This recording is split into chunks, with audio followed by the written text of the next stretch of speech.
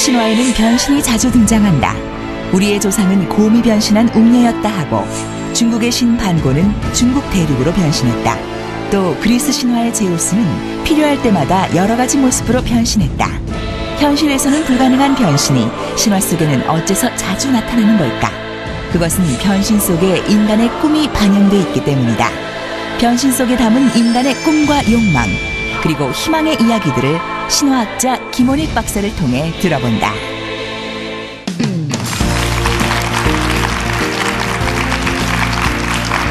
안녕하세요. KBS TV 특강 박전선입니다. 심장이 뛰는 한 누구나 매로도 사슴으로도 변신할 수 있다. 북미의 한 인디언 부족의 속담이라고 합니다. 실제로는 변신이 불가능한 일인데요. 왜 이 속담에서는 심장이 뛰는 한 가능하다고 얘기하고 있을까요? 그 답을 얻기 위해서 오늘도 신화학자 김원익 박사님 모셔보겠습니다. 네, 어서 오세요. 안녕하세요. 제가 좀 전에 북미의 그 인디언 속담을 말씀드렸어요. 예. 어떻게 저희가 받아들이면 될까요? 인간이 어떻게 매나 사슴으로 변할 수 있겠습니까? 네. 제가 생각하기에는 열정의 힘, 믿음의 힘, 그것을 얘기해 주는 것이 아닌가 생각을 합니다. 그래서 저는 그리스 신화에 나오는 피그말리온이라는 조각가가 생각이 납니다. 예. 그래서 열정의 힘으로, 믿음의 힘으로 죽은 조각상에 생명을 불러넣었죠. 네. 예, 그런 어떤 뜻이 아닐까 그런 생각이 듭니다. 오늘 신화 인간의 거울 그 세 번째 시간이에요. 예. 우리를 매혹시키는 변신 이야기 들려주신다고요. 예, 간략하게 좀 설명 부탁드릴게요. 그 신화에는 변신 이야기가 참 많이 나옵니다. 네. 근데 그 변신 이야기를 어떻게 우리가 그 분류를 하고 해석을 할 수 있을까? 근데 그게 또 우리 인생사하고 똑같죠. 우리 인생은 변화무쌍하기 때문에요. 네. 그리고 사람들도 많이 그 변신을 꾀하죠. 네, 그래서 그렇죠. 이제 신화는 그런 어떤 인간의 어떤 그 변화무쌍한 삶에 어떠한 답을 주고 있는지 그걸 한번 살펴보고 싶었습니다. 네. 김원익 박사님의 특강 힘찬 박수로 청해 듣겠습니다.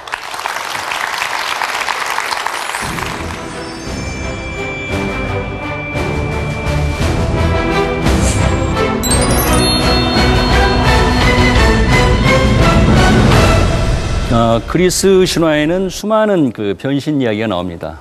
얼마나 변신 이야기가 많이 나왔으면 로마 시대의 그 신화 그 학자였던 오비디우스가 자기의 책을 지을 때에 그 책 제목을 변신 이야기로 했을까요?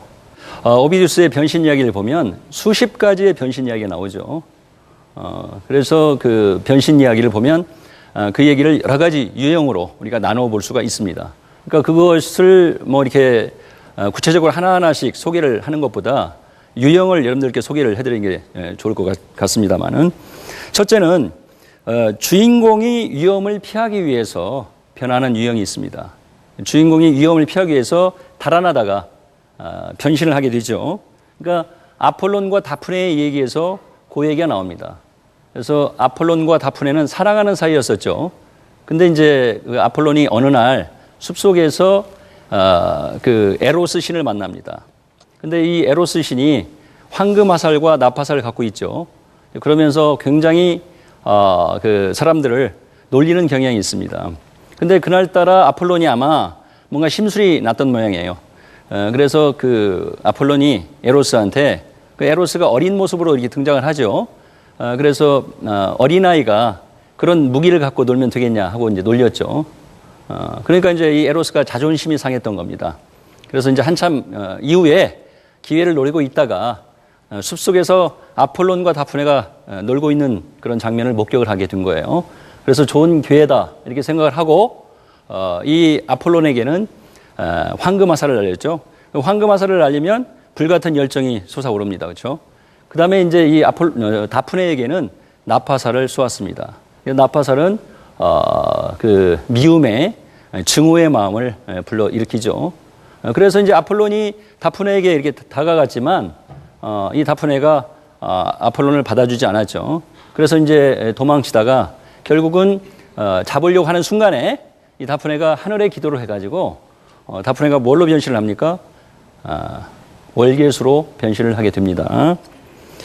그 다음에 제우스가 그 헤라의 질투의 화살의 표적이 되지 않게 하기 위해서 이오를 뭘로 변신을 시키죠? 암소로 변신을 시키죠. 그러니까 제우스와 이오가 서로 이렇게 사랑을 하고 있었습니다. 근데 그 장면을 헤라가 그 목격을 하게 되고요. 현장을 급습을 하게 되죠.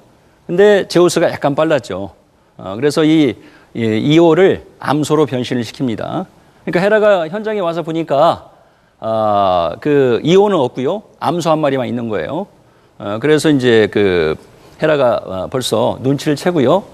제우스에게 얘기를 했죠. 나를 사랑한다면 저 암소를 나에게 달라. 그래서 이제 결국은 제우스는 마음에는 없었지만 오해를 사지 않기 위해서 이 암소를 건네줍니다. 그 다음에 그 프로크네와 필로멜라 자매 사이는 정말 애틋했지요. 이 프로크네와 필로멜라 사이는 정말 이 자매 이상의 그런 어떤 사이였습니다. 프로크네는 그런 동생을 겁탈한 자기 남편에게 복수하기 위해서요. 남편과의 사이에서 태어난 이티스라는 아들이 있었어요.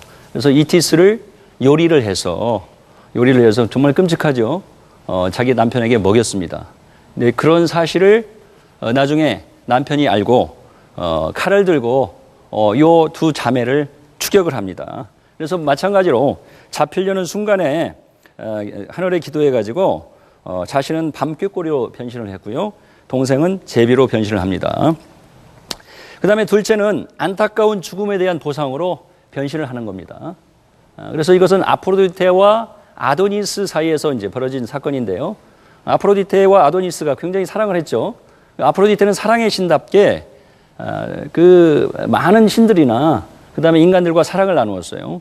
제우스 못지 않습니다. 근데 이제 굉장히 이제 사랑을 했는데 어느 날 그래서 뭐 사냥도 다니고 항상 함께 행동을 했던 모양이에요. 근데 어느 날 하늘에서 제우스가 호출을 합니다. 회의를 해야 되겠다고. 그러니까 이제 아프로디테가 그 회의에 가기 위해서 아도니스를 떠나면서 아도니스에게 부탁을 했죠. 혼자 절대로 사냥을 하지 말아라. 그러면 이제 그 사나운 짐승이 있기 때문에 그 짐승들 때문에 아마 다칠 위험성이 있다. 이렇게 얘기를 한 거예요. 근데 이제 아도니스는 아마 아프로디테로부터 벗어나니까 즐거웠던 모양입니다. 그리고 사람은 원래 하지 말아라 그러면 하고 싶죠. 그래서 이제 아프로디테가 떠나자마자 아도니스가 혼자 사냥을 떠난 겁니다. 그래서 숲속에서 멧돼지를 만나가지고 아프로디테가 우려한 대로 멧돼지의 어금니에 받쳐가지고 죽게 되죠. 그 비보를 접해 들고 아프로디테가 그 하늘 궁전에 가다 말고 돌아와서 아도니스의 시신에다가 신들이 마시는 넥타르를 뿌려줍니다. 그랬더니 이 아도니스의 몸이 뭘로 변신을 했죠? 아네모네라는 바람꽃으로 변신을 하게 됩니다. 그 다음에 히아킨토스와 아폴로는 또 서로 굉장히 좋아하는 사이였습니다. 근데 히아킨토스는 여자가 아니라 남자였습니다. 그렇죠? 그래서 이제 이걸 뭐 다르게 해석을 하시는 분들도 있죠. 그렇지만 하여튼 둘이 굉장히 친했던 모양이에요. 그래서 이제 원반 던지기 놀이를 했었는데 어떻게 잘못해가지고 아폴론이 원반을 던졌는데 그 원반이 가던 길을 제대로 가지 않고 이 바람에 튀겨서 다시 돌아오더니 히아킨토스를 맞췄죠. 그래서 히아킨토스가 그것을 맞고 절명을 했습니다. 그러니까 아폴론이 너무나 안타까운 나머지 그 히아킨토스를 꽃으로 변신을 시켜줬죠. 바로 히아신스라는 꽃입니다. 그 다음에 여러분들 잘 아시는 나르키소스는 그 샘물 속에 비친 자기 얼굴에 반해서 결국 나중에 무엇으로 변신을 합니까? 바로 수선화로 변신을 하게 되죠. 자기 얼굴을 본 적이 없기 때문에 어느 날 갑자기 숲속에 비친 그 예쁜 얼굴을 보고 여자처럼 예쁜 얼굴을 보고 사랑에 빠지죠. 그래서 이제 결국은 거기를 떠나지 못하고 있다가 몸이 사위여서 결국은 수선화 꽃이 되었습니다. 셋째는 잘못에 대한 벌로 변신을 하는 경우입니다. 아라크네라는 인물이 있었죠. 근데 술을 아주 잘 놓았습니다. 배를 아주 잘 짰다는 얘기죠. 근데 수공회의 여신은 누구였냐면은 아테나 여신이었었죠. 그러니까 사람들이 계속해서 칭찬을 했겠죠. 굉장하다 하면서. 그러면서 아테나 여신과 겨루어도 손색이 없겠다. 이런 어떤 칭찬을 하게 된 거예요.